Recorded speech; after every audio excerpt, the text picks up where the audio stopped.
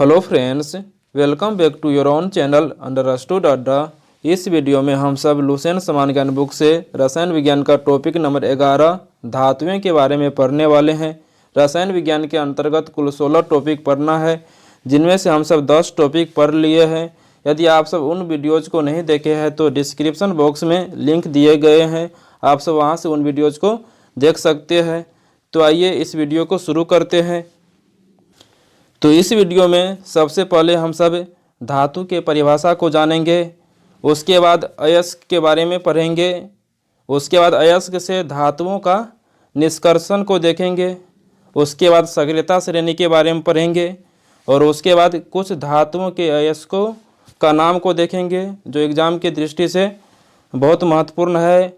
और उसके बाद संक्षारण के बारे में पढ़ेंगे और लास्ट में धातुओं से संबंधित विविध तथ्य को समझेंगे। और ये आज का वीडियो एग्ज़ाम की दृष्टि से बहुत इम्पोर्टेंट है, क्योंकि यहाँ से हर एक एग्ज़ाम में प्रश्न आते ही रहते हैं। तो सबसे पहले धातु की परिभाषा के बारे में समझ लेते हैं। ऐसे तत्व हाइड्रोजन के अतिरिक्त जो इलेक्ट्रॉन को त्याग कर धनायन प्रदान करते हैं धातु कहलाते हैं। अथवा हम यह भी कह सकते हैं कि ऐसे तत्व जिसमें इलेक्ट्रॉन त्यागने की प्रवृत्ति पाए जाते हैं धातु कहलाते हैं। तो धातु का एक परिभाषा हम यह भी दे सकते हैं कि वे तत्व जिनका संयोजी इलेक्ट्रॉन 1, 2 या 3 हो धातु कहलाते हैं, या वे तत्व जिनकी संयोजकता 1, 2 या 3 हो धातु कहलाते हैं। क्योंकि धातु के लिए संयोजकता बराबर क्या होती है? संयोजी इलेक्ट्रॉन ही होती है। तो आइए आगे बढ़ते हैं। उसके बाद धातुएं उष्मा एवं विद्युत की सुचालक होती है। चांदी विद्युत का सर्वश्रेष्ठ सुचालक है। धातुओं में विद्युत चालकता घटते क्रम में इस प्रकार है। सबसे ज़्यादा चालकता चांदी की होती है, उससे कम तांबा, उससे कम एल्युमिनियम और उससे कम टंगस्टन की होती है। चांदी की उच्चतम ऊष्मीय चालकता और उच्चतम प्रकाश परावर्तन होती है। उसके बाद भार से भार आधार पर एल्युमिनियम की चालकता कॉपर से दुगुनी होती है। उसके बाद सीसा की ऊष्मीय एवं विद्युत चालकता सबसे कम होती है। धातुओं के ऑक्साइड की प्रकृति क्षारकीय होती है। और उसके बाद अपवाद क्रोमियम ऑक्साइड, जिसका फार्मूला क्या होता है? Cr2O3 की प्रकृति अम्लीय होती है। यानी कि धातुओं की ऑक्साइड की प्रकृति क्या होती है? क्षारकीय होती है, यानी कि क्षारीय होती है। और इसका अपवाद है क्रोमियम ऑक्साइड, जिसका सूत्र क्या होता है? Cr2O3 की प्रकृति अम्लीय होती है। एल्युमिनियम, जिंक एवं प्लम्बम के ऑक्साइड उभयधर्मीय होते हैं, यानी कि इन धातु के ऑक्साइड क्षारीय और अम्लीय दोनों प्रवृत्ति की होती है। उसके बाद धातुएं प्रायः तन्नु अम्लों से हाइड्रोजन विस्थापित करती है। तांबा तन्नु हाइड्रोक्लोरिक अम्ल के साथ अभिक्रिया नहीं करती है। उसके बाद सबसे हल्की धातु पूछेगा तो लिथियम हो जाएगा। सबसे भारी धातु ओस्मियम, सबसे कठोर धातु क्रोमियम हो जाएगा। उसके बाद धातुओं की प्राप्ति।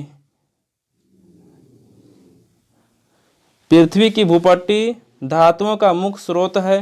भूपट्टी में मिलने वाले धातुओं में एल्युमिनियम 7%, लोहा 4% एवं कैल्शियम 3% का क्रमशः प्रथम, द्वितीय एवं तृतीय स्थान है। लेकिन भूपट्टी में सबसे ज़्यादा पाए जाने वाले तत्व पूछेगा तो ऑक्सीजन हो जाएगा, और धातु पूछेगा तो एल्युमिनियम, उसके बाद लोहा का स्थान है और उसके बाद कैल्शियम का स्थान है। उसके बाद खनिज के बारे में, यानी कि मिनरल्स के बारे में है। भूपट्टी में प्राकृतिक रूप से पाए जाने वाले तत्व या यौगिक को खनिज कहा जाता है। और उसके बाद जलयोजन यानी कि हाइड्रेशन के बारे में है। जलयोजन की प्रक्रिया में कुछ खनिज जल को अवशोषित करते हैं, प्रसारित होते हैं और परिवर्तित हो जाते हैं। उसके बाद अयस्क के बारे में है, यानी कि ओर्स के बारे में है। वे खनिज जिनसे धातुओं को सुगमता पूर्वक तथा लाभकारी रूप से निष्कर्षित किया जा सकता है अयस्क कहलाते हैं। यानी कि जिन खनिज से कम खर्च में धातु निकाला जा सकता है उसको हम सब अयस्क बोल सकते हैं। और उसके बाद धातु कर्म के बारे में है। धातु कर्म यानी कि मेटलर्जी। तो मेटलर्जी के बारे में अयस्कों से धातुओं के निष्कर्षण तथा परिष्करण में सम्मिलित विभिन्न प्रक्रमों को धातुक्रम कहते हैं। फिर से इस लाइन को पढ़ देते हैं धातुक्रम के बारे में। अयस्कों से धातुओं के निष्कर्षण तथा परिष्करण में सम्मिलित विभिन्न प्रक्रमों को धातुक्रम कहते हैं। और उसके बाद गैंग के बारे में है। अयस्क में मिले अशुद्धि पदार्थ को गैंग कहा जाता है, यानी कि अयस्क में जो अशुद्धि पदार्थ पाए जाते हैं उन्हें गैंग कहा जाता है। उसके बाद फ्लक्स के बारे में है। अयस्क में मिले गैंग यानी कि अशुद्ध पदार्थ को हटाने के लिए बाहर से मिलाए गए पदार्थ को फ्लक्स कहते हैं। तो यहाँ पर पढ़े अयस्क में मिले अशुद्धि पदार्थ को गैंग कहते हैं, और अशुद्धि पदार्थ को निकालने के लिए बाहर से जो पदार्थ मिलाते हैं उसको फ्लक्स कहते हैं। उसके बाद धातुमल के बारे में है। गैंग एवं फ्लक्स के मिलने से बने पदार्थ धातुमल कहलाते हैं। और उसके बाद निस्तापन यानी कि कैल्सिनेशन के बारे में है। इस प्रक्रिया में धातु के अयस्क को उसके द्रवणांक से नीचे के ताप पर गर्म करते हैं ताकि अयस्क में मिले वाष्पशील अशुद्धियाँ दूर हो जाए। और उसके बाद भर्जन यानी कि रोस्टिंग के बारे में है। इस प्रक्रिया में धातु के अयस्क को गर्म हवा की उपस्थिति में उसके द्रवणांक से नीचे के ताप पर गर्म करते हैं ताकि उसमें मिले अशुद्धि ऑक्सीकृत हो जाए। और उसके बाद स्मेल्टिंग के बारे में पढ़ते हैं। इस प्रक्रिया में धातु कोक एवं फ्लक्स की उपस्थिति में उसके द्रवणांक से ऊपर के ताप पर गर्म करते हैं जिससे शुद्ध धातु प्राप्त होते हैं। तो आइए यहाँ पर एक चार्ट को देख लेते हैं। तो यहाँ पर अयस्क के बारे में है और उसके बाद अयस्क का सांद्रण लिखा गया है। तो अयस्क का सांद्रण 3 अलग अलग तरीका से करते हैं, यानी कि धातुओं का क्या अलग अलग रूप है। तो इधर है उच्च अभिक्रियाशील धातुएं का निष्कर्षण। अयस्क से उच्च अभिक्रियाशील धातु का जो अयस्क होता है उससे धातु का निष्कर्षण अलग तरीका से करते हैं। मध्यम अभिक्रियाशील धातुएं से अयस्क से मध्यम अभिक्रियाशील धातुओं का जो अयस्क होता है उससे धातुओं का निष्कर्षण अलग तरीका से करते हैं। निम्न अभिक्रियाशील धातुएं का जो अयस्क होता है उससे धातुओं का निष्कर्षण अलग तरीका से करते हैं। तो यहाँ सबसे पहले किसके बारे में है, उच्च अभिक्रियाशील धातुएं। तो उच्च अभिक्रियाशील धातुओं के अयस्क को विद्युत अपघटन प्रोसेस से यानी उसके अयस्क से धातु निकाले जाते हैं। और उसके बाद मध्यम अभिक्रियाशील धातु के जो अयस्क होते हैं उससे धातु कैसे प्राप्त किए जाते हैं। तो मध्यम अभिक्रियाशील धातुओं के अयस्क कार्बोनेट अयस्क और सल्फाइड अयस्क 2 रूपों में पाए जाते हैं। तो जो कार्बोनेट अयस्क के रूप में पाए जाते हैं उसका निस्तापन करते हैं और निस्तापन प्रोसेस से धातु के ऑक्साइड के रूप में लाते हैं।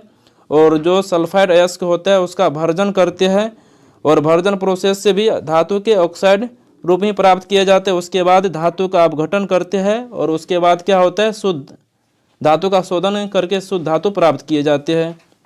निम्न अभिक्रियाशील धातुएं के साथ क्या करते हैं, तो निम्न अभिक्रियाशील धातुएं भी सल्फाइड अयस्क के रूप में पाए जाते हैं और सल्फाइड अयस्क का भर्जन किया जाता है और भर्जन के फलस्वरूप धातु प्राप्त होता है। और यह धातु भी शुद्ध नहीं होता है तो उसका परिसंस्करण करके शुद्ध धातु प्राप्त किए जाते हैं।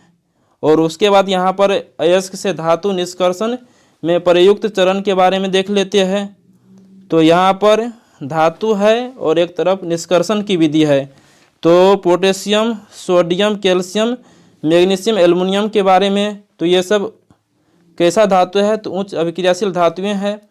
और इसका निष्कर्षण की विधि क्या है, विद्युत अपघटन विधि। इम्पोर्टेंट है, इसको याद रखिएगा आप सब। और उसके बाद जिंक, फेरम, प्लमम, कॉपर। फिर से एक बार पढ़ लेते हैं, जिंक, फेरम, प्लम्बम और कॉपर ये सब मध्यम अभिक्रियाशील धातुएं हैं। और इसका निष्कर्षण की विधि क्या है, कार्बन के उपयोग से अपचयन करने के बाद इसका निष्कर्षण किया जाता है। और उसके बाद अर्जेंटम और ओरम यानी कि चांदी और सोना ये सब निम्न अभिक्रियाशील धातुएं हैं। और इसका निष्कर्षण कैसे करते हैं, प्राकृतिक अवस्था में उपस्थित होते हैं, यानी कि यह नेचुरल रूप से शुद्ध अवस्था में पाए जाते हैं।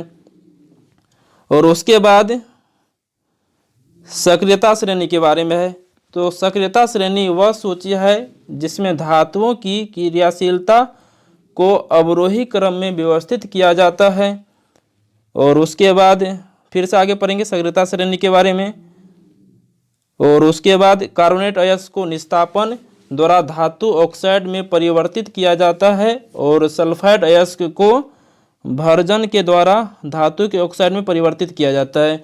तो प्रश्न यह पूछा जाता है कि कार्बोनेट अयस्क का क्या करते हैं, तो कार्बोनेट अयस्क को निस्तापन किया जाता है ऑक्साइड में बदलने के लिए और सल्फाइड अयस्क का जारण या भर्जन किया जाता है। और उसके बाद धातु ऑक्साइडों को कार्बन, एल्युमिनियम अथवा विद्युत अपघटनी अपचयन द्वारा धातु में अपचयित किया जाता है। उसके बाद सोडियम, पोटेशियम तथा कैल्शियम धातुओं को उनके गलित क्लोराइडों के विद्युत अपघटन द्वारा निष्कर्षण किया जाता है। उसके बाद जबकि एल्युमिनियम धातु को उसके गलित ऑक्साइड के विद्युत अपघटन द्वारा निष्कर्षण किया जाता है। और उसके बाद गलित लवणों के विद्युत अपघटन के दौरान शुद्ध धातु कैथोड पर निक्षेपित होती है। और आगे पढ़ते हैं उसके बाद सक्रियता श्रेणी धातुओं की सापेक्ष अभिक्रियाशीलताएं। तो यहाँ पर धातुओं की सक्रियता श्रेणी के बारे में देख लेते हैं। तो सबसे ज़्यादा सक्रिय धातु पोटेशियम है, उससे कम सोडियम है यानी कि घटते क्रम में दिया गया है, उससे कम कैल्शियम, उससे कम मैग्नीशियम, उससे कम एल्युमिनियम है, उससे कम जिंक, उससे कम लोहा, उससे कम सीसा, उससे कम हाइड्रोजन, और उससे कम तांबा, उससे कम पारा, उससे कम चांदी, और उससे कम क्या है यहाँ पर सोना दिया गया है। और यहाँ पर सबसे कम अभिक्रियाशील धातु सोना दिया गया और पोटेशियम की खोज हेम्फ्री डेवी ने की थी। और यहाँ पर लिख दिया गया घटती अभिक्रियाशीलता यानी कि घटते क्रम में दिया गया है। सबसे अधिक अभिक्रियाशील धातु पोटेशियम हो जाएगा। तो यहाँ पर इसका एक ट्रिक है याद करने का, तो उसके सहारे हम कम से कम लोहा तक याद कर सकते। तो आइए पहले ट्रिक को देख लेते हैं। ट्रिक है करीना ने कार मांगी अल्टो जेन फरारी। तो यहाँ पर करीना ने कार मांगी अल्टो जेन फरारी ट्रिक है। क्या ट्रिक है? करीना ने कार मांगी अल्टो जेन फरारी। तो करीना से यानी कि यहाँ पर यहाँ पर सिर्फ के होगा, तो के से यानी कि पोटेशियम हो जाएगा। और उसके बाद ने से यानी कि से सोडियम हो जाएगा। और उसके बाद सी से कैल्शियम हो जाएगा और जी से मैग्नीशियम हो जाएगा, एल से एल्युमिनियम हो जाएगा। तो करीना ने यहाँ पर सिर्फ के है, करीना ने यानी कि ए से सोडियम, कार सी से कैल्शियम, मांगी जी से मैग्नीशियम, एल्युमिनियम एल से अल्टो यानी कि एल्युमिनियम हो जाएगा अल्टो, जेड से जिंक, अल्टो जेन फरारी या फिर से लोहा। तो 4-5 को आप सब याद रख लीजिए, यहीं से प्रश्न इतना ही से पूछा जाता है इनमें से कौन सबसे ज़्यादा अभिक्रियाशील धातु है। तो उसके बाद आगे पढ़ते हैं। यहाँ पर प्रमुख धातुएं एवं उनके अयस्क के बारे में दिए गए हैं, जो एग्जाम के लिए बहुत ही महत्वपूर्ण है। इसको अच्छा से देख लीजिए। यहाँ पर सोडियम है, सोडियम के अयस्क Chile saltpetre, trona, borax, साधारण नमक, ये सब सोडियम के अयस्क है। कौन कौन? Chile saltpetre, trona, borax, साधारण नमक। तो चिली साल्ट पीटर का फॉर्मूला NaNO3 है।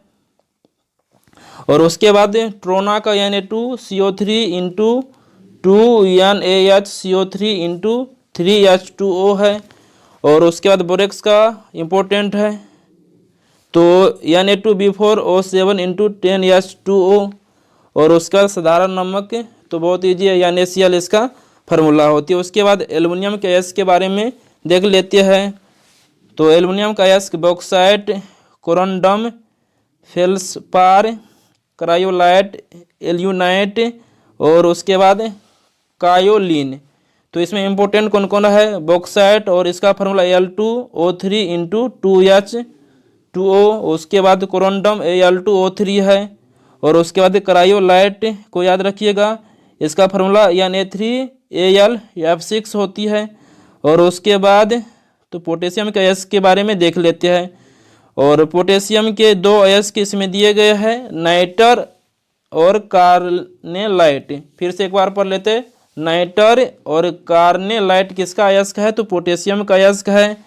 और नाइटर का फार्मूला KNO3, और उसके बाद कार्नेलाइट का फार्मूला क्या है, KCl(MgCl2) इंटू 6H2O होती है। तो नाइटर और कार्नेलाइट किसका अयस्क है, पोटेशियम का अयस्क है। उसके बाद मैग्नीशियम के अयस्क को देख लेते हैं। मैग्नीशियम के अयस्क मैग्नेसाइट, डोलोमाइट, तो डोलोमाइट बहुत इंपॉर्टेंट है। इप्सम लवण भी इंपॉर्टेंट है, और उसके बाद किसेराइट, कार्नेलाइट भी इंपॉर्टेंट है।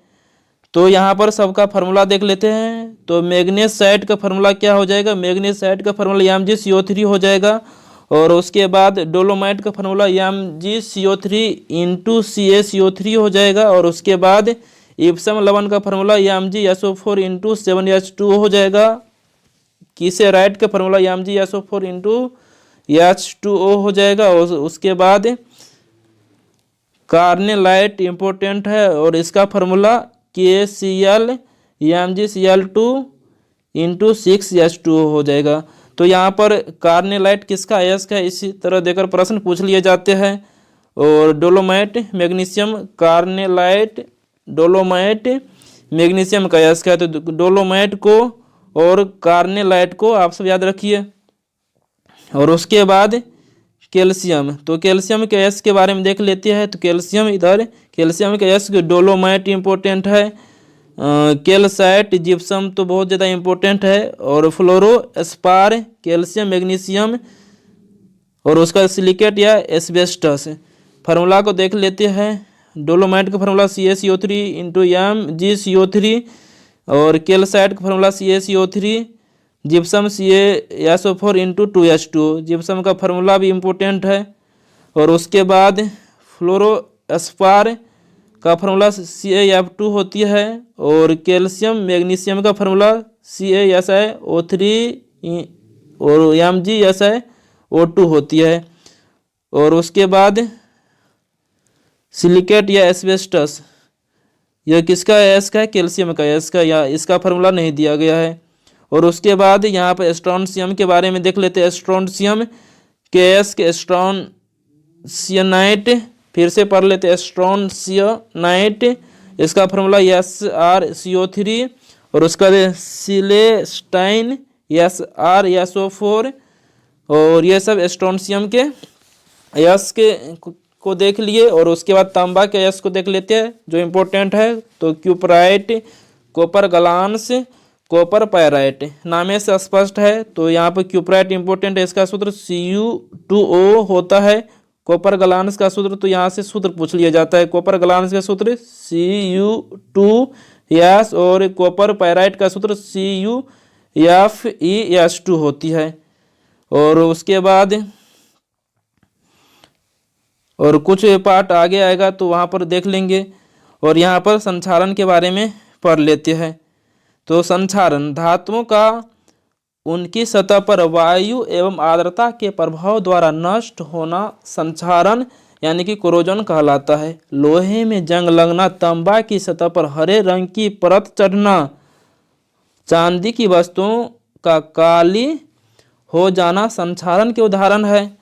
तो फिर से यहाँ पर लोहे में जंग लग जाते हैं, तांबा की सतह पर हरे रंग की परत चढ़ जाती है, और चांदी की वस्तुओं का काला होना, ये सब जंग का ही एग्जाम्पल है। लोहे में जंग लगने के लिए वायु में ऑक्सीजन और नमी दोनों की आवश्यकता होती है। लोहे में जंग लगना रासायनिक परिवर्तन का उदाहरण है। जंग लगने से लोहे का भार बढ़ जाता है। लोहे में जंग लगने में बना इसके ऊपर, यहाँ पर इसके ऊपर होगा, इसके ऊपर पदार्थ फेरी सल्फ्यूरिक ऑक्साइड, इसका फार्मूला Fe2O3XH2O होता है। और यहाँ पर जल के अणुओं की संख्या x जो होती है बदलती रहती है। जंग रहित लोहा बनाने में प्रयुक्त महत्वपूर्ण धातु क्रोमियम है, यानी कि जंग रोधी लोहा बनाने में क्रोमियम का इस्तेमाल करते हैं। और उसके बाद पेंट करके, तेल लगाकर, ग्रीज लगाकर, एसद लेपन, क्रोमियम लेपन, एनोडीकरण या मिश्र धातु बनाकर लोहे को जंग लगने से बचाया जा सकता है। और उसके बाद एसद लेपन के बारे में है जो बहुत इंपॉर्टेंट है, परीक्षा में यहाँ से प्रश्न आते ही रहते हैं। लोहे व इस्पात को जंग से सुरक्षित रखने के लिए उन पर जस्ते की पतली परत चढ़ाने की विधि को एसद लेपन कहा जाता है। और उसके बाद तांबा वायु में उपस्थित आर्द्र कार्बन डाइऑक्साइड के साथ अभिक्रिया करता है। तांबा वायु में उपस्थित किसके साथ अभिक्रिया करता है? तो आर्द्र कार्बन डाइऑक्साइड के साथ अभिक्रिया करता है, जिससे इसकी सतह से भूरे रंग की चमक धीरे धीरे खत्म हो जाती है तथा इस पर हरे रंग की परत चढ़ जाती है। यह हरा पदार्थ कॉपर कार्बोनेट होता है। तांबा का शत्रु तत्व गंधक है। तो तांबा का शत्रु तत्व कौन है? गंधक है। शरीर में तांबा की मात्रा बढ़ने पर विल्सन नामक रोग होता है, बहुत इंपॉर्टेंट है। शरीर में तांबा की मात्रा बढ़ने से कौन सा रोग होता है? तो विल्सन नामक रोग होती है। और उसके बाद कैलोरीमीटर, फिर से एक बार, कैलोरीमीटर एवं त्वरित चालक तांबा का बना होता है। कैलोरीमीटर एवं त्वरित चालक तांबा का बना होता है। उसके बाद यहाँ पर फिर धातु के अयस्क के नाम और उनका सूत्र आ गया है, तो इनको देख लेते हैं।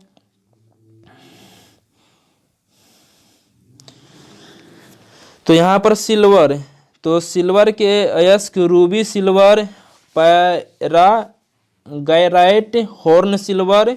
तो यहाँ पर सिल्वर के यानी कि चांदी के 3 अयस्क है और उनके सूत्र को देख लेते हैं। रूबी सिल्वर का सूत्र 3Ag2SSB(S2) और उसका तो पैरागाइराइट का सूत्र Ag3SB(S3), हॉर्न सिल्वर का सूत्र AgCl। तो हॉर्न सिल्वर इम्पोर्टेंट है और फार्मूला भी इसका इम्पोर्टेंट है। और उसके बाद सोना यानी कि ओरम, सोना के अयस्क का नाम इम्पोर्टेंट है। तो काल्वेराइट sylvanite, काल्वेराइट sylvanite, काल्वेराइट sylvanite, काल्वेराइट sylvanite, काल्वेराइट sylvanite, ये सोना के अयस्क है। और काल्वेराइट का फार्मूला AuTu2 होती है और सिल्वेनाइट का फार्मूला AgAu होती है। तो फार्मूला इम्पोर्टेंट है, इम्पोर्टेंट नहीं है, यहाँ पर सोना के अयस्क का नाम ही इम्पोर्टेंट है, काल्वेराइट सिल्वेनाइट। और उसके बाद बेरियम के बारे में, बेरियम के अयस्क का नाम बेराइट है, इम्पोर्टेंट है। बेरियम के अयस्क का नाम बेराइट है, फार्मूला BaSO4। तो फार्मूला भी इजी है, तो यही फार्मूला सब पूछ लिए जाते हैं। और उसके बाद जिंक ब्लेंड, तो जिंक के अयस्क का नाम जिंक ब्लेंड, केलेमाइन, जिंकाइट, तीनों का तीनों इंपॉर्टेंट है। Zinc blende, calamine, zincite, zinc blende, calamine, zincite, zinc blende, calamine और जिंकाइट, जिंक ब्लेंड, केलेमाइन और जिंकाइट, जिंक ब्लेंड, केलेमाइन और जिंकाइट, जिंक ब्लेंड, केलेमाइन और जिंकाइट। और सबका फार्मूला देख लेते हैं। जिंक ब्लेंड तो जिंक सल्फाइड यानी कि ZnS होती है, केलेमाइन का फार्मूला ZnCO3 होती है और जिंकाइड ZnO यानी कि जिंक ऑक्साइड। तो इसका फार्मूला भी इम्पोर्टेंट है, फार्मूला को भी आप सब अच्छा से देख लीजिए। और उसके बाद पारा के बारे में, पारा यानी कि संकेत याद जी, और इसका अयस्क सिनेबार, और बहुत बार प्रश्न यहाँ से आते रहता है। और इसका फार्मूला HgS। और उसके बाद टीन, KC टेराइट, इम्पोर्टेंट है। टीन के अयस्क का नाम KC टेराइट, KC टेराइट, KC टेराइट। और formula SnO2, formula KC टेराइट SnO2, KC टेराइट SnO2। और उसके बाद लेड, लेड यानी कि गेलना, इसके अयस्क का लेड के अयस्क का नाम गेलना और PbS, galena PbS, galena PbS, galena PbS, galena PbS, lead galena PbS।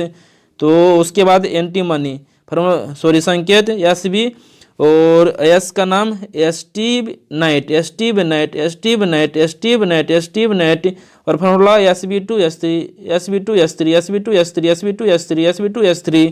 और उसके बाद कैडमियम, संकेत Cd। और एस का नाम greenockite, greenockite, greenockite, greenockite, greenockite, greenockite. और formula CdS, CdS, CdS, CdS, greenockite, CdS, cadmium, greenockite, CdS, cadmium, greenockite, CdS।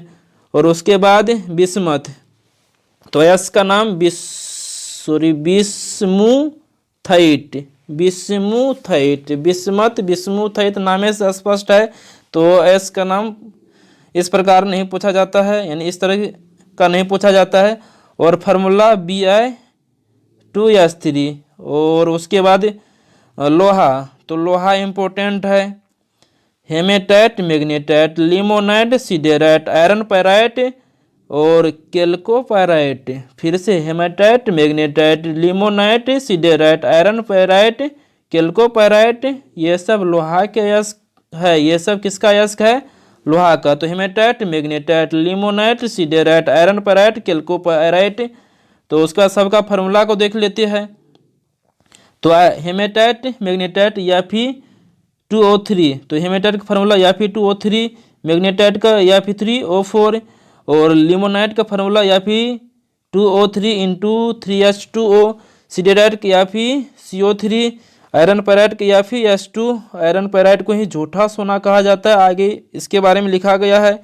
और उसके बाद कैल्कोपाइराइट के बारे में तो Cu या फिर H2, कैल्कोपाइराइट, कैल्कोपाइराइट। और उसके बाद कोबाल्ट के बारे में है। कोबाल्ट का अयस्क का नाम जो है एस्मेल्टाइट, एस्मेल्टाइट, एस्मेल्टाइट। और सूत्र COAH2, COAH2, COAH2, COAH2।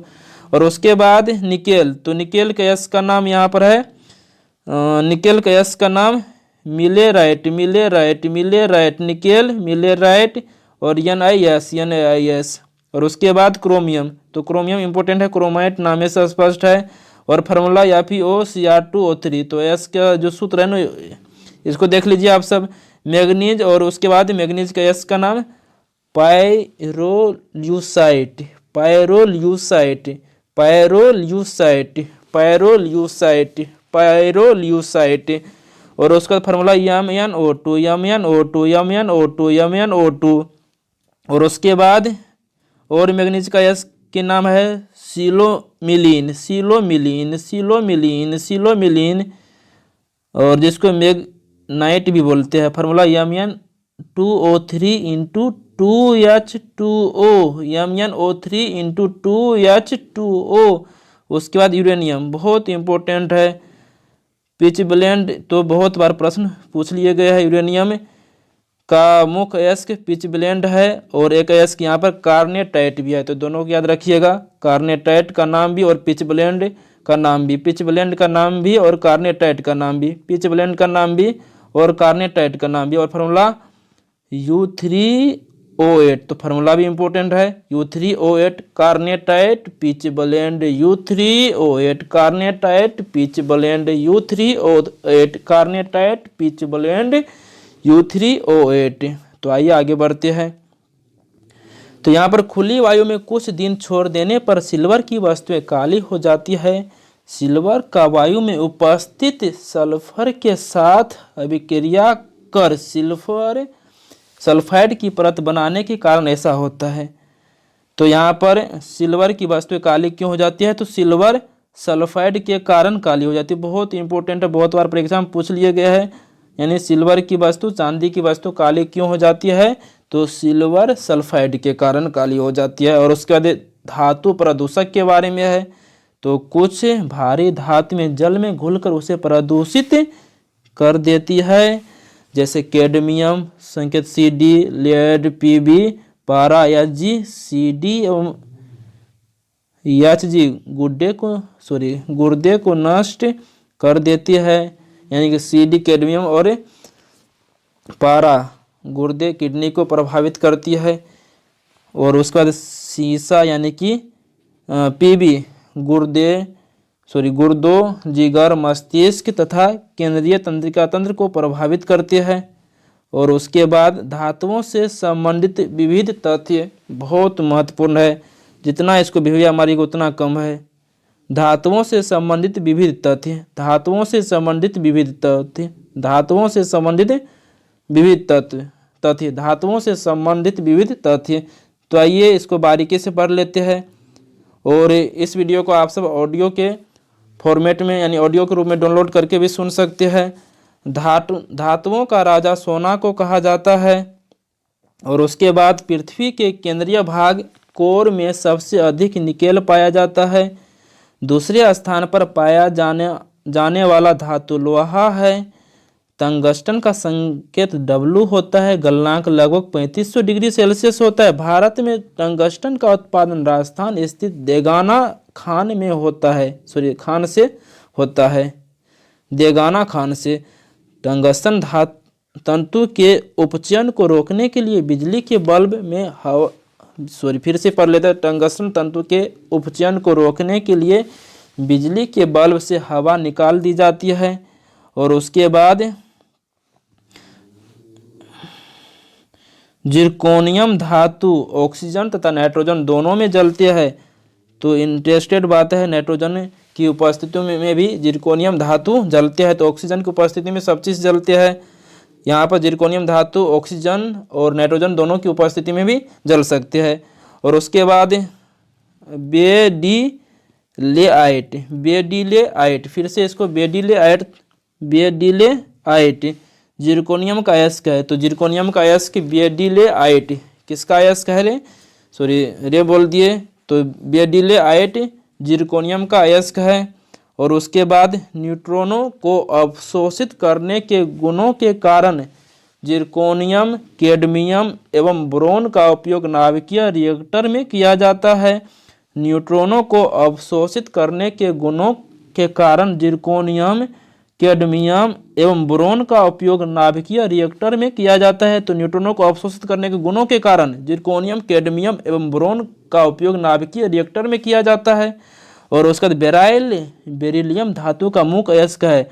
और इससे पहले किसका, बेडिलेआइट जिरकोनियम का अयस्क है। और यहाँ पे बेरिलियम धातु का मुख्य अयस्क है।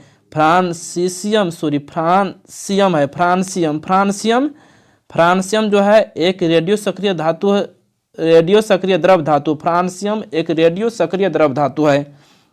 और उसके बाद यहाँ पर स्टेनस सल्फाइड फार्मूला SnS2 को मोसाइक गोल्ड कहते हैं। तो फिर से इस लाइन को स्टेनस सल्फाइड फार्मूला SnS2 को मोसाइक गोल्ड कहते हैं। इसका प्रयोग पेंट के रूप में किया जाता है। टीन अपरूपता प्रदर्शित करता है, टीन जो है अपरूपता प्रदर्शित करते हैं। और उसके बाद सोडियम धातु का संग्रहण मिट्टी के तेल में करना चाहिए। और बहुत इंपॉर्टेंट है 10वां में तो प्रश्न ही पूछा जाता है, सोडियम धातु को केरोसिन तेल में डुबोकर क्यों रखा जाता है। सोडियम का प्रयोग परावर्तक लैंपों में किया जाता है जो सड़कों पर या पार्किंग में रोशनी के लिए लगाए जाते हैं। तो सोडियम का प्रयोग परावर्तक लैंपों में, तो बहुत बार प्रश्न पूछ लिया गया, परावर्तक लैंप में किस धातु का उपयोग करते हैं, तो सोडियम का उपयोग किया जाता है। और उसके बाद द्रव सोडियम धातु का उपयोग नाभिकीय रिएक्टर में शीतलक के रूप में होता है।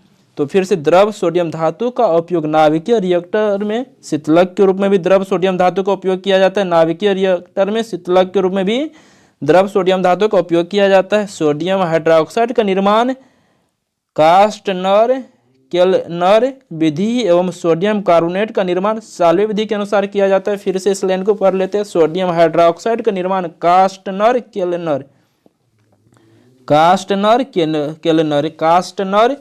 केल्नर सोडियम हाइड्रोक्साइड। तो फार्मूला क्या होती है, NaOH होती है। तो सोडियम हाइड्रोक्साइड का फार्मूला NaOH होती है। तो सोडियम हाइड्रोक्साइड का निर्माण कास्टनर केल्नर विधि एवं सोडियम कार्बोनेट का निर्माण साल्वे विधि के अनुसार किया जाता है। सोडियम कार्बोनेट का निर्माण साल्वे विधि से और सोडियम हाइड्रोक्साइड का निर्माण कास्टनर केल्नर विधि से किया जाता है। सोडियम कार्बोनेट का निर्माण साल्वे विधि से और सोडियम हाइड्रोक्साइड का निर्माण कास्टनर केल्नर विधि से किया जाता है। और उसके बाद सोडियम क्लोराइड का उपयोग परीक्षक के रूप में किया जाता है। सोडियम क्लोराइड का उपयोग परीक्षक के रूप में भी किया जाता है। इसका मुख्य स्रोत समुद्री जल है। इसमें लगभग 2.7 से 2.9% भारात्मक यानी कि प्रतिशत तक लवण होता है। तो फिर से सोडियम क्लोराइड का उपयोग परीक्षक के रूप में भी किया जाता है। इसका मुख्य स्रोत समुद्री जल है जिसमें लगभग 2.7 से 2.9% तक लवण होता है। बिना बुझे चुनने का रासायनिक नाम कैल्शियम ऑक्साइड है। यानी कैल्शियम ऑक्साइड का फार्मूला क्या होता है? CaO होती है और बुझा हुआ चुना का फार्मूला CaOH का हल 2 होता है। तो दोनों को याद रखिएगा। इसको कैल्शियम हाइड्रोक्साइड बोलते हैं, इसको कैल्शियम ऑक्साइड बोलते हैं। तो छोटा सूत्र नाम बड़ा, बिना बुझा हुआ चुनना, और उसके बाद बड़ा सूत्र नाम छोटा, इसको बुझा हुआ चुनना बोलते हैं। और उसके बाद सल क्रिया में पट्टियों के रूप में कैल्शियम सल्फेट का प्रयोग किया जाता है। सल क्रिया में पट्टियों के रूप में कैल्शियम सल्फेट का प्रयोग करते हैं। प्लास्टर ऑफ पेरिस जिप्सम से बनता है। और उसके बाद एस्बेस्टस कैल्शियम और मैग्नीशियम से बनती है। एस्बेस्टस किससे बनती है? कैल्शियम और मैग्नीशियम से बनती है। पुताई की गई दीवारें कैल्शियम कार्बोनेट के बनने के कारण 3 से 4 दिन में चमकदार दिखाई देती है। और उसके बाद बेरियम हाइड्रोक्साइड को बेराइटा वाटर कहते हैं। बेरियम हाइड्रोक्साइड को बेराइटा वाटर कहते हैं। बेरियम हाइड्रोक्साइड को बेराइटा वाटर कहते हैं। उसके बाद बेरियम सल्फेट का उपयोग बेरियम मील के रूप में उदर के एक्सरे में होता है। फिर से इस लाइन को पढ़ देते हैं। बेरियम सल्फेट का उपयोग बेरियम मील के रूप में उदर के एक्सरे में होता है। आतिशबाजी के दौरान हरा रंग बेरियम की उपस्थिति के कारण तथा लाल चटक रंग स्ट्रोंशियम की उपस्थिति के कारण उत्पन्न होता है। फिर से इस लाइन को पढ़ देते हैं। आतिशबाजी के दौरान हरा रंग बेरियम की उपस्थिति के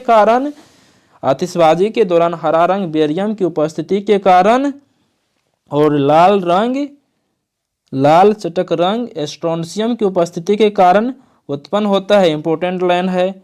और उसके बाद बेरियम नाइट्रेट जो चमकीले हरे रंग का प्रकाश उत्सर्जित करता है का उपयोग सिग्नल प्रदीप्ति में किया जाता है। बेरियम नाइट्रेट जो चमकीले हरे रंग का प्रकाश उत्सर्जित करता है का उपयोग सिग्नल प्रदीप्ति में किया जाता है। बेरियम नाइट्रेट जो चमकीले हरे रंग का प्रकाश उत्सर्जित करता है का उपयोग सिग्नल प्रदीप्ति में किया जाता है।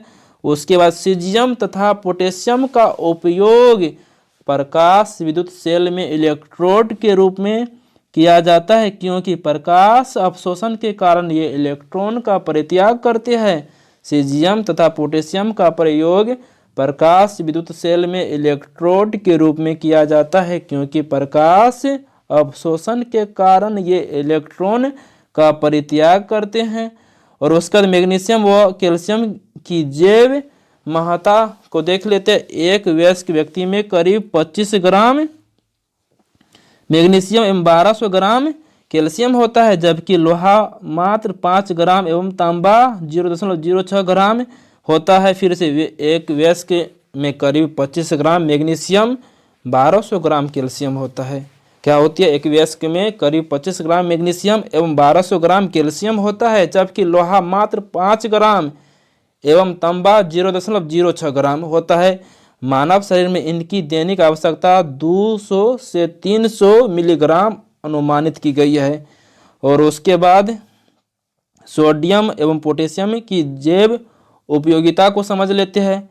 तो यहाँ पर 70 केजी के वजन वाले एक समान व्यक्ति में लगभग 90 ग्राम सोडियम एवं 170 ग्राम पोटेशियम होता है। फिर से 70 केजी के वजन वाले एक समान व्यक्ति में लगभग 90 ग्राम सोडियम 170 ग्राम क्या होती है? पोटेशियम होती है। और उसके बाद सोडियम आयन शिरा संकेतों के संचरण के लिए उत्तरदायी है। सोडियम आयन शिरा संकेतों के संचरण के लिए उत्तरदायी है।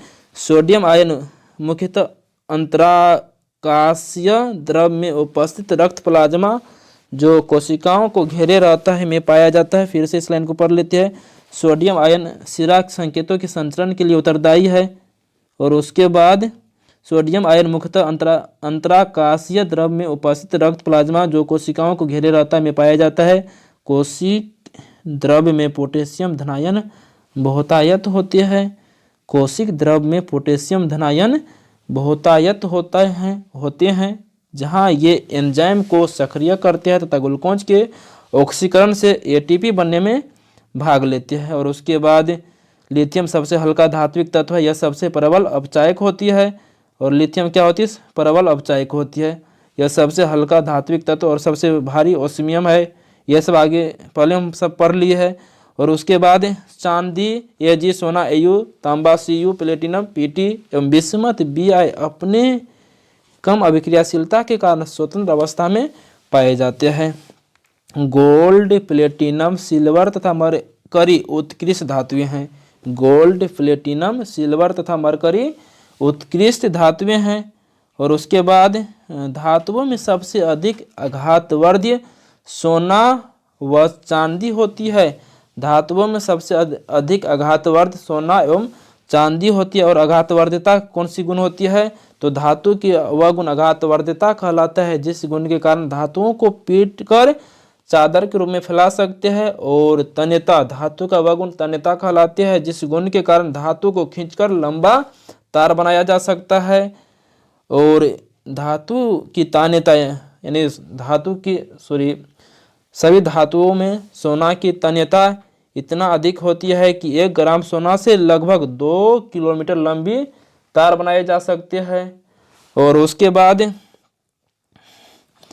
आगे बढ़ते हैं। यहाँ पर है पारा व लोहा विद्युत धारा के प्रवाह में अपेक्षाकृत अधिक प्रतिरोध उत्पन्न करते हैं। तो यहाँ पर पारा और क्या हो जाएगा? सीसा विद्युत धारा के प्रवाह में अपेक्षाकृत अधिक प्रतिरोध उत्पन्न करते हैं। तो यहाँ पर लोहा की जगह पर मेरे ख्याल से सीसा होना चाहिए। और उसके बाद चांदी एवं तांबा विद्युत धारा का सर्वोत्तम चालक है। और उसके बाद एल्युमिनियम का सर्वप्रथम पृथक्करण 1827 ईस्वी में हुआ था। और उसके बाद कार्नोटाइट का रासायनिक नाम पोटेशियम यूरेनिल वेंडेट होता है। कार्नोटाइट का रासायनिक नाम पोटेशियम यूरेनिल वेंडेट होता है। पोटेशियम यूरेनिल वेंडेट होता है। और उसके बाद कैंसर रोग के इलाज में कोबाल्ट के समस्थानिक का तथा रेडियम के लवणों का उपयोग विकिरण चिकित्सा में होता है। कैंसर रोग के इलाज में कोबाल्ट के समस्थानिक का तथा रेडियम के लवणों का उपयोग विकिरण चिकित्सा में होता है। फिर से इस लाइन को पढ़ लेते। कैंसर रोग के इलाज में कोबाल्ट के समस्थानिक का तथा रेडियम के लवणों का उपयोग विकिरण चिकित्सा में होता है। और उसके बाद सोडियम परऑक्साइड का उपयोग पनडुब्बी जहाजों तथा अस्पताल आदि की बंद हवा को शुद्ध करने में होता है, सोडियम परऑक्साइड का उपयोग। और उसके बाद ग्रीनोकाइट कैडमियम का अयस्क है। ग्रीनोकाइट किसका अयस्क है? कैडमियम का अयस्क है। और इसके बारे में पढ़ चुके हैं। और उसके बाद कैडमियम का प्रयोग नाभिकीय रिएक्टरों में न्यूट्रॉन मंडक के रूप में, संग्राहक बैटरियों में व निम्न गलनांक की मिश्र धातु बनाने में होता है। फिर से इस लाइन को पढ़ देते हैं। कैडमियम का प्रयोग नाभिकीय रिएक्टरों में न्यूट्रॉन मंडक के रूप में, संग्राहक बैटरियों में व निम्न गलनांक की मिश्र धातु बनाने में होता है। एक्टिनाइड रेडियो सक्रिय तत्वों का समूह होता है। एक्टिनाइड रेडियो सक्रिय तत्वों का क्या है? समूह है। और उसका विश्व प्रसिद्ध एफिल टावर का आधार स्टील एवं सीमेंट का बना है। और उसके बाद थुलियम का संकेत टीएम होती है। और उसके बाद रेडियम का निष्कर्षण पिचब्लेंड से किया जाता है। मैडम क्यूरी ने पिचब्लेंड से ही रेडियम का निष्कर्षण किया था। वायुयान के निर्माण में पैलेडियम धातु प्रयुक्त होती है। फिर से इस लाइन को पढ़ लेते हैं। वायुयान के निर्माण में पैलेडियम धातु प्रयुक्त होती है। गैलियम धातु कमरे के ताप पर द्रव अवस्था में पाया जाता है। गैलियम धातु भी कमरे के ताप पर द्रव अवस्था में, गैलियम धातु भी। और उसके बाद पराधातु भी कमरे के ताप पर द्रव अवस्था में पाए जाते हैं। और उसके बाद सेलिनियम धातु का उपयोग फोटो इलेक्ट्रिक सेल के रूप में, सेलिनियम धातु का उपयोग फोटो इलेक्ट्रिक सेल के रूप में किया जाता है। फोटो इलेक्ट्रिक सेल के रूप में किया जाता है सेलेनियम धातु का उपयोग। और उसके बाद साइटोक्रोम में लोहा उपस्थित होता है। साइटोक्रोम में क्या है? साइटोक्रोम में लोहा उपस्थित होती है।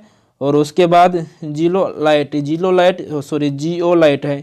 जियोलाइट जियोलाइट का उपयोग जल को मृदु बनाने में किया, जियोलाइट का उपयोग जल को मृदु बनाने में, जियोलाइट का उपयोग जल को मृदु बनाने में किया जाता है।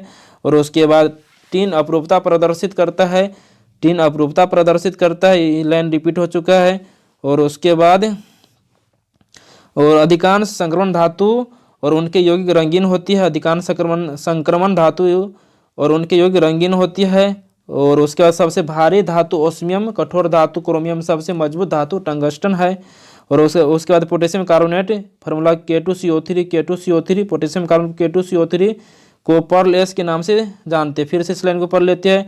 पोटेशियम कार्बोनेट K2CO3 को पर्ल एस के नाम से जाना जाता है। नाइक्रोम, और नाइक्रोम के बारे में निकेल क्रोमियम और आयरन का मिश्र धातु है, निकेल क्रोमियम और आयरन का मिश्र धातु है। विद्युत हीटर की कुंडली नाइक्रोम की ही बनी होती है। क्रोमिक अम्ल का रासायनिक नाम क्रोमियम ट्राइऑक्साइड है, ब्रिटेनिया धातु एंटीमनी, तांबा एवं टिन की मिश्र धातु है, ब्रिटेनिया धातु एंटीमनी। संकेत यास्वी, तांबा एवं टिन की मिश्र धातु है, ब्रिटेनिया धातु एंटीमनी, तांबा एवं टिन की मिश्र धातु, ब्रिटेनिया धातु एंटीमनी, तांबा और टिन की मिश्र धातु, एंटीमनी, तांबा और टिन की मिश्र धातु है, ब्रिटेनिया धातु। उसके बाद बारूद के बारे में, बारूद 75% पोटेशियम और पोटेशियम नाइट्रेट एक साथ 75% पोटेशियम नाइट्रेट, 10% गंधक यानी सल्फर, 15% चारकोल एवं अन्य पदार्थों का मिश्रण होती है। बारूद 75% पोटेशियम नाइट्रेट, 10% गंधक एवं 15% चारकोल एवं अन्य पदार्थों का मिश्रण होता है। बारूद 75% पोटेशियम नाइट्रेट, 10% गंधक व 15% चारकोल एवं अन्य पदार्थों का मिश्रण होता है। बेविट धातु में 89% तीन, 9% एंटीमनी व 2% तांबा होता है। बेरिट धातु में 89% टीन, 9% एंटीमनी, 2% तांबा। बेबिट धातु में 89 टीन, 9% एंटीमनी और 2% तांबा होती है। बारूद 75% पोटेशियम नाइट्रेट, 10% गंधक, 15% चारकोल एवं अन्य पदार्थों की मिश्रण बारूद होती है। पोटेशियम नाइट्रेट, गंधक व चारकोल और अन्य पदार्थ का मिश्रण। बेबिट धातु में 89% तीन, 9% एंटीमनी और उसके बाद क्या होती है, 2% तांबा होती है। समूह एक के तत्व को क्षारीय धातु कहलाते हैं, यानी आवर्त सारणी में पहला समूह का तत्व क्षारीय धातु और दूसरा एवं इसके हाइड्रोक्साइड क्षारीय होती है। और जबकि समूह दूसरा यानी दूसरा समूह के तत्व को क्षारीय मृदा धातु कहा जाता है। एग्जाम की इंपोर्टेंट दृष्टि से बहुत इंपॉर्टेंट है। और उसके बाद टाइटेनियम को रणनीतिक धातु, स्ट्रेटेजिक मेटल, टाइटेनियम को रणनीतिक धातु, स्ट्रेटेजिक मेटल कहते हैं, क्योंकि इसका उपयोग रक्षा उत्पादन में होता है। यह इस्पात के बराबर मजबूत लेकिन भार में उसका आधा गुण वाला होता है। वायुयान का फ्रेम तथा इंजन बनाने में नाभिकीय रिएक्टरों में इसका उपयोग किया जाता है। टाइटेनियम को रणनीतिक धातु कहा जाता है। और उसका फ्लैश बल्बों में नाइट्रोजन गैस के वायुमंडल में मैग्नीशियम का तार रखा रहता है। फ्लैश बल्बों में नाइट्रोजन गैस के वायुमंडल में मैग्नीशियम का तार रखा रहता है। एल्युमिनियम हाइड्रोक्साइड कपड़ों को अदाह बनाने तथा जलरोधी कपड़े तैयार करने में उपयोग किया जाता है। फिर से इस लाइन को पढ़ लेते। एल्युमिनियम हाइड्रोक्साइड का उपयोग कपड़ों को अदाह बनाने तथा जलरोधी कपड़े तैयार करने में उपयोग किया जाता है। किसका रे, तो एल्युमिनियम किसका उपयोग करते हैं, एल्युमिनियम हाइड्रोक्साइड का उपयोग करते हैं। एल्युमिनियम हाइड्रोक्साइड का उपयोग कपड़ों का अदाह बनाने तथा जलरोधी कपड़े तैयार करने में उपयोग करते हैं। उसके बाद कैल्शियम कार्बाइड पर जल की प्रतिक्रिया से एसिटिलीन गैस उत्पन्न होती है। कैल्शियम कार्बाइड पर जल की प्रतिक्रिया से कौन सी गैस बना लेते हैं, एसिटिलीन गैस उत्पन्न करते हैं। पेट्वा लोहा में कार्बन की मात्रा सबसे कम 0.12 से 0.25% रहती है, अतः यह अपेक्षाकृत शुद्ध होता है। उसके बाद आयरन ऑक्साइड या Fe2O3 के साथ एल्युमिनियम की अभिक्रिया का उपयोग रेल की पटरी एवं मशीनी पुर्जों के दरारों को जोड़ने के लिए किया जाता है। इस अभिक्रिया को थर्मिट अभिक्रिया कहा जाता है। और यह भी क्लास 10th का है, तो क्लास 10th में NCERT का प्रश्न है, थर्मिट अभिक्रिया से आप क्या समझते हैं। और उसके बाद शरीर में लोहे की कमी से एनीमिया तथा अधिकता से लोहमयता रोग होता है। और अफ्रीका के बांटू आदिवासियों में लोह लोहमयता रोग पाया जाता है। फिर से इस लाइन को पढ़ देते हैं। शरीर में लोहे की कमी से एनीमिया तथा अधिकता से लोहमयता रोग होता है। अफ्रीका के बांटू आदिवासी में लोहमयता रोग पाया जाता है। ऐसा उनमें लोहे का बर्तन में बियर के सेवन से होता है। कैल्शियम फॉस्फेट मानव शरीर में सर्वाधिक मात्रा में पाया जाता है, तो कैल्शियम फॉस्फेट। और टीन की अधिक मात्रा युक्त कांसा को श्वेत कांसा कहते हैं। टीन की अधिक मात्रा युक्त कांसा को क्या बोलते हैं? तो कांसा कॉपर और टीन का मिश्र धातु होती है। कांसा किसका मिश्र धातु है? कॉपर और टीन का मिश्र धातु है। और इसमें लिखा गया टीन की अधिक मात्रा युक्त कांसा को श्वेत कांसा कहते हैं, यानी कि इस कांसा में टीन की मात्रा को बढ़ा देंगे तो इसको क्या बोलते हैं? श्वेत कांसा कहा जाता है। और जिंक फॉस्फाइड का उपयोग चोहा बीज के रूप में करते हैं। जिंक फॉस्फाइड का उपयोग किसके रूप में करते हैं? तो चोहा बीज के रूप में। यानी चोहा बीज क्या है? जिंक फॉस्फाइड है। तो ऑप्शन में जिंक फॉस्फाइड और भी दिया रहता है, तो वहाँ एग्जाम्पल में जाने के बाद कन्फ्यूजन हो जाता है, तो अच्छा से इसको याद रखिए, जिंक फॉस्फाइड, जिंक फॉस्फाइड। और उसके बाद लकड़ी की वस्तुओं को कीड़ों से बचाने के लिए उस पर जिंक क्लोराइड का लेपन किया जाता है। किसका लेपन? लकड़ी की वस्तुओं को कीड़ों से बचाने के लिए उस पर जिंक, उसके बाद क्लोराइड, तो जिंक क्लोराइड का लेपन किया जाता है। लकड़ी की वस्तुओं को कीड़ों से बचाने के लिए उस पर जिंक क्लोराइड का लेपन किया जाता है। जिंक ऑक्साइड को जस्ते का फूल कहते हैं। जिंक ऑक्साइड को जस्ते, जिंक ऑक्साइड को जस्ते का फूल किसको? जिंक ऑक्साइड को कहते हैं। इसका व्हाइट अथवा चाइनीज व्हाइट के नाम से, सॉरी, इसको व्हाइट अथवा चाइनीज व्हाइट के नाम से, फिर से इसका व्हाइट अथवा चाइनीज व्हाइट के नाम से सफ़ेद पेंटों में प्रयोग किया जाता है। फिर से इस लाइन को पढ़ देते हैं। जिंक ऑक्साइड को जस्ते का फूल कहते हैं। इसका व्हाइट अथवा चाइनीज व्हाइट के नाम से सफ़ेद पेंटों में प्रयोग किया जाता है। तो जिंक ऑक्साइड का उपयोग सफ़ेद पेंटों में भी करते हैं। और उसके बाद इसका उपयोग मरहम तथा चेहरे की क्रीम बनाने में भी किया जाता है। जिंक ऑक्साइड का उपयोग मरहम तथा चेहरे की क्रीम बनाने में भी जिंक ऑक्साइड का प्रयोग किया जाता है। मरहम और चेहरे की क्रीम बनाने में भी जिंक ऑक्साइड का प्रयोग किया जाता है। सिल्वर क्लोराइड को हॉर्न सिल्वर कहा जाता है। और इम्पोर्टेंट लैंड है सिल्वर क्लोराइड को, फिर से इसको पढ़ देते हैं। सिल्वर क्लोराइड को हॉर्न सिल्वर कहा जाता है। इसका उपयोग फोटोक्रोमेटिक कांच बनाने में होता है। और उसके बाद सिल्वर आयोडाइड का उपयोग कृत्रिम वर्षा कराने में होता है। सिल्वर आयोडाइड का उपयोग कृत्रिम वर्षा कराने में होता है, इंपॉर्टेंट है। और उसके बाद सिल्वर नाइट्रेट फार्मूला AgNO3 का उपयोग निशान लगाने वाले स्याही के रूप में, यानी कि स्याही बनाने में किया जाता है। मतदान के समय मतदाताओं की अंगुलियों पर इसी का निशान लगाया जाता है, तो सिल्वर नाइट्रेट का उपयोग। और उसके बाद सूर्य की प्रकाश में अपघटित हो जाने के कारण इसे रंगीन बोतलों में रखा जाता है। सिल्वर ब्रोमाइड का उपयोग फोटोग्राफी में होता है, बहुत ही इंपॉर्टेंट है। सिल्वर ब्रोमाइड का उपयोग फोटोग्राफी में होता है। चांदी के चम्मच से अंडा खाना वर्जित रहता है, क्योंकि चांदी अंडे में उपस्थित गंधक से प्रतिक्रिया कर काले रंग का सिल्वर सल्फाइड, तो इंपॉर्टेंट है फार्मूला Ag2S। तो सिल्वर सल्फेट नहीं, तो ऑप्शन में सिल्वर सल्फेट और भी रहता है, तो इसको अच्छा से याद रखिए। सिल्वर सल्फाइड बनाता है। और उसके बाद जिससे चम्मच नष्ट हो जाती है। और उसके बाद सोना को कठोर बनाने के लिए उसमें तांबा या चांदी मिलाया जाता है। शुद्ध सोना 24 कैरेट का होता है। आभूषण बनाने में 22 कैरेट और 2 कैरेट के तौर पर तांबा का उपयोग कर लेते हैं। और उसके बाद आयरन पायराइड से, जिसको फार्मूला Fe2 को झूठा सोना यानी कि बेवकूफ़ों का सोना भी कहा जाता है।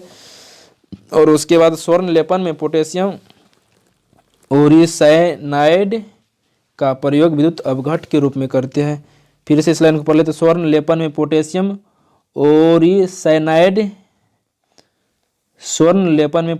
ओरिसाइनाइड का प्रयोग विद्युत लेपन के रूप में, विद्युत अपघट के रूप में करते हैं। स्वर्ण लेपन में पोटेशियम ओरिसाइनाइड का प्रयोग विद्युत अपघट के रूप में होता है। और उसके बाद ओरिक क्लोराइड का उपयोग सर्प विषरोधी सुई बनाने में होता है, इंपॉर्टेंट है। ओरिक क्लोराइड का उपयोग सर्प विषरोधी सुई बनाने में होता है। प्लेटिनम को सफ़ेद सोना कहा जाता है। पारा को क्विक सिल्वर के नाम से भी जाना जाता है। इसका निष्कर्षण मुक्त सिनेवार से होता है।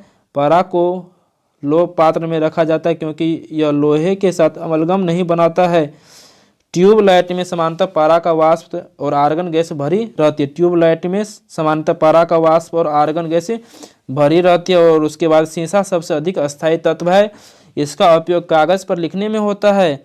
और लेड आर्सेनिक नामक मिश्र धातु का उपयोग गोली बनाने में होता है। लेड आर्सेनिक नामक मिश्र धातु का उपयोग गोली बनाने में होता है।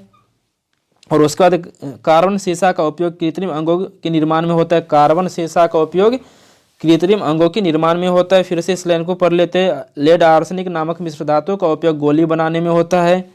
और उसके बाद कार्बन सीसा का उपयोग कृत्रिम अंगों के निर्माण में होता है। लेड ऑक्साइड को लिथार्ज कहा जाता है, जो एक उभयधर्मी ऑक्साइड है। इसका उपयोग रबर उद्योग में, स्टोरेज बैटरी के निर्माण में तथा फ्लिंट कांच बनाने में भी लेड ऑक्साइड का उपयोग, यानी कि लेड ऑक्साइड को लिथार्ज भी कहा जाता है। और उसके बाद बेसिक लेड कार्बोनेट को व्हाइट लेड कहा जाता है। इसे सफ़ेदा के नाम से भी जानते हैं। बेसिक लेड कार्बोनेट को व्हाइट लेड कहा जाता है, इसे सफ़ेदा के नाम से भी जानते हैं। और उसके बाद लेड टेट्रा इथाइल का उपयोग अपस्फोटन रोकने में भी किया जाता है। और इसके बारे में भी पढ़ चुके थे पहले। तो यदि आप सब टॉपिक नंबर 10वां ईंधन के बारे में है और शायद ईंधन के बारे में भी है, नहीं देखे तो डिस्क्रिप्शन बॉक्स में लिंक दे देंगे, वहाँ से आप सब उसको देख सकते हैं। लेड टेट्रा इथाइल का उपयोग अपस्फोटन रोकने में किया जाता है। लेड पाइप पीने के जल को ले जाने के लिए उपयुक्त नहीं होती है, क्योंकि ये वायु मिश्रित जल के साथ घुलकर विषैले लेड हाइड्रोक्साइड उत्पन्न करते हैं। यानी कि लेड पाइप पीने के जल को ले जाने के लिए उपयुक्त नहीं होती है, क्योंकि ये वायु मिश्रित जल के साथ घुलकर विषैले लेड हाइड्रोक्साइड उत्पन्न करते हैं। और उसके बाद विद्युत उपकरणों में प्रयुक्त होने वाला फ्यूज तार लेड और टीन से बना मिश्र धातु होती है। यानी कि फ्यूज तार लेड यानी कि सीसा और टीन का मिश्र धातु होती है, तो इसको भी याद रखिएगा। यानी कि फ्यूज तार जो होती है सीसा और टीन का मिश्र धातु होती है। और उसके बाद पीतल, तांबा और जस्ता का मिश्र धातु होती है। पीतल किसका होती है? तांबा और जस्ता का होती है, तो इसको भी आप सब याद रखिए। और उसके बाद यूरेनियम को आशा धातु के रूप में जानते हैं। भारत में यूरेनियम का सर्वाधिक उत्पादन झारखंड में होता है। यूरेनियम का समस्थान है कि यूरेनियम 92-238 रेडियो सक्रियता प्रदर्शित नहीं करता है। और उसके बाद यूरेनियम कार्बाइड का उपयोग हेबर विधि में अमोनिया के उत्पादन में उत्प्रेरक के रूप में काम करता है। फिर से इस लाइन को पढ़ देते हैं। यूरेनियम कार्बाइड का उपयोग हेबर विधि में अमोनिया के उत्पादन में उत्प्रेरक के रूप में काम करता है। यूरेनियम का उपयोग परमाणु ऊर्जा के उत्पादन में भी किया जाता है। यूरेनियम के नाइट्रेट एवं एसीटेट का उपयोग फोटोग्राफी में भी होता है। यूरेनियम के नाइट्रेट एवं एसीटेट का उपयोग कहाँ करते हैं? फोटोग्राफी के रूप में भी कर लेते हैं। यूरेनियम धातु का निष्कर्षण मुख्यतः उसके अयस्क पिचब्लेंट से किया जाता है। और उसके बाद प्लूटोनियम एक भारी रेडियो सक्रिय धातु है। यह एक्टिनाइड श्रेणी का सदस्य है। इसका उपयोग परमाणु बम बनाने में होता है। फिर से इस लाइन को पढ़ देते। प्लूटोनियम एक भारी रेडियो सक्रिय धातु है। यह एक्टिनाइड श्रेणी का सदस्य है। इसका उपयोग परमाणु बम बनाने में होता है। नागासाकी पर गिराए गए परमाणु बम इसी से बने हुए थे। यानी कि 9 अगस्त 1945 ईस्वी को जो नागासाकी पर परमाणु बम गिराए गए थे, प्लूटोनियम से ही बनाए गए थे। और उसके बाद हाराकसिस के बारे में, तो हाराकसिस को फेरस सल्फेट के रूप में जानते हैं। और फार्मूला क्या होता है इसका? FeSO4 × 7H2 होता है, जो परीक्षा के लिए बहुत ही इंपॉर्टेंट है। और इसे रोमन विट्रोल के नाम से भी जानते हैं। तो हाराकसिस जिसको फेरस सल्फेट के रूप में जानते हैं, फार्मूला FeSO4 × 7H2 होती है, जिसको रोमन विट्रोल के नाम से भी जानते हैं। और उसके बाद उजला थोथा के बारे में, जिंक सल्फेट और फार्मूला ZnSO4 × 7H2O को उजला थोथा के रूप में जानते हैं, जिंक सल्फेट। और उसके बाद जिसको व्हाइट विट्रोल के रूप में भी जानते हैं, नीला थोथा यानी कि blue vitriol. Copper sulphate formula CuSO4 × 5H2O को नीला थोथा कहा जाता है, इसे तूतिया के रूप में भी जानते हैं। और उसके बाद लाल थोथा जिसको कोबाल्ट सल्फेट के रूप में भी जाने जाते हैं, और फार्मूला CuSO4 × 7H2O होती है। और इसको लाल थोथा यानी कि रेड विट्रोल भी कहा जाता है। और उसके बाद जिंक फॉस्फाइड का उपयोग कृंतकनाशी चूहा मारने वाले दवा के रूप में भी किया जाता है। यह भी लाइन रिपीट हुआ है। तो जिंक फॉस्फाइड का उपयोग कृंतकनाशी चूहा मारने वाला दवा के रूप में भी करते हैं। और उसके बाद जिंक फॉस्फेट रंगने का काम आने वाला तीखा पदार्थ है। जिंक फॉस्फेट रंगने के काम आने वाला तीखा पदार्थ है। जिंक कार्बोनेट और जलीय जिंक सिलिकेट के प्राकृतिक अभिमिश्रण खनिज का समान नाम केलामाइन है। फिर से इस लाइन को पढ़ देते हैं। जिंक कार्बोनेट और जलीय जिंक सिलिकेट के प्राकृतिक अभिमिश्रण खनिज के समान नाम कैलामाइन है। जिंक कार्बोनेट और जलीय जिंक सिलिकेट के प्राकृतिक अभिमिश्रण खनिज का समान नाम क्या है? कैलामाइन है। और उसके बाद मैग्नीशियम कार्बोनेट किसी भी टूथपेस्ट का मुख्य घटक है। तो टूथपेस्ट का मुख्य घटक पूछेगा तो मैग्नीशियम कार्बोनेट हो जाएगा। धात्विक बेरिलियम का उपयोग एक्स किरण नली में वातायन के लिए किया जाता है। और उसके बाद मैग्नीशियम चूर्ण एवं फीता का उपयोग चमकीले पाउडर तथा बल्ब, ताप दीप्ति बमों और संकेतकों में किया जाता है। मैग्नीशियम का उपयोग चमकीले पाउडर तथा बल्ब, ताप दीप्ति बमों और संकेतकों में किया जाता है। कैल्शियम का उपयोग ऑक्साइडों से उन धातुओं के निष्कर्षण में होता है जिन्हें कार्बन द्वारा अपचयित करना संभव नहीं है। और उसके बाद कैल्शियम तथा बेरियम का उपयोग निर्वात नली से वायु निष्कासन करने में किया जाता है, क्योंकि कैल्शियम एवं बेरियम उच्च ताप पर ऑक्सीजन एवं नाइट्रोजन से अभिक्रिया करते हैं। क्विक सिल्वर पारा या जिंक को कहा जाता है, यानी पारा को क्विक सिल्वर के नाम से भी जानते हैं। यह सदा किसी भी अमलगम का एक घटक होती है। और उसके बाद मोनाजाइट बालों में थोरियम पाया जाता है। और उसके बाद आगे पढ़ते हैं मोबाइल फ़ोन बैटरियों में मुख्यतः लिथियम धातु का प्रयोग किया जाता है। और उसके बाद प्याज लहसुन में गंध पोटेशियम की उपस्थिति के कारण होती है। बहुत इंपॉर्टेंट लाइन है, प्याज और लहसुन में गंध पोटेशियम की उपस्थिति के कारण होती है। और उसके बाद पोटेशियम ब्रोमाइड का प्रयोग फोटोग्राफी में, मोनोपोटेशियम टार्टरेट का प्रयोग बेकरी में, पोटेशियम सल्फेट का प्रयोग उर्वरक के रूप में व पोटेशियम नाइट्रेट का उपयोग बारूद बनाने में किया जाता है। फिर से इस लाइन को पढ़ देते हैं। पोटेशियम ब्रोमाइड का उपयोग फोटोग्राफी में, मोनोपोटेशियम टार्टरेट का उपयोग बेकरी में, पोटेशियम सल्फेट का उपयोग उर्वरक के रूप में व पोटेशियम नाइट्रेट का उपयोग बारूद बनाने में किया जाता है। और उसके मोती का रासायनिक संरचना कैल्शियम कार्बोनेट है। और उसके बाद यहाँ पर मानिक एवं नीलम एल्युमिनियम के ऑक्साइड Al2O3 है, लेकिन मानिक का लाल रंग क्रोमियम ऑक्साइड के कारण होते हैं। मानिक का लाल रंग किसके कारण? क्रोमियम ऑक्साइड के कारण। तो मानिक नीलम एल्युमिनियम के ऑक्साइड है Al2O3, और लेकिन मानिक का लाल रंग क्रोमियम ऑक्साइड के कारण होती है। ऑडियो एवं वीडियो टेप पर आयरन ऑक्साइड का लेप होती है। इंपॉर्टेंट है, ऑडियो एवं वीडियो टेप पर आयरन ऑक्साइड का क्या होती है? लेप होती है। उसके बाद लेड पेंसिल में लेड का प्रतिशत शून्य होता है। लेड पेंसिल में लेड का प्रतिशत कितना होती है? तो शून्य होती है। और उसके बाद बोरेक्स या सुहागा का रासायनिक नाम सोडियम टेट्राबोरेट इंपॉर्टेंट है। और फार्मूला Na2B4O7 OH का हल 4 8H2 होती है। फिर से बोरेक्स या सुहागा का रासायनिक नाम sodium tetraborate, formula Na2B4O5 OH का हल 4 8H2O है। इसमें सूजन को कम करने वाले कसेले रोगानुरोधी बलगम निकालने वाले गुण पाए जाते हैं। और उसके बाद प्लूटोनियम नामक तत्व सबसे पहले कृत्रिम रूप से उत्पादित किया गया। प्लूटोनियम, फिर से पढ़ लेते। प्लूटोनियम नामक तत्व सबसे पहले कृत्रिम रूप से उत्पादित किया गया। इसकी खोज से संबंधित वैज्ञानिक है ग्लेन टी सीबोर्ग, आर्थर वाल, जोसेफ डब्ल्यू केनेडी और इन मैकमिलन। और उसके बाद कैल्शियम ऑक्साइड का प्रयोग शुष्क के रूप में होता है। उसके बाद परमाणवीय घड़ियों में एक टाइम कीपर के रूप में सीजियम का प्रयोग किया जाता है। फिर से इस लाइन को पढ़ देते। परमाणवीय घड़ियों में एक टाइम कीपर के रूप में सीजियम का प्रयोग किया जाता है। एल्युमिनियम उभयधर्मी ऑक्साइड बना सकता है।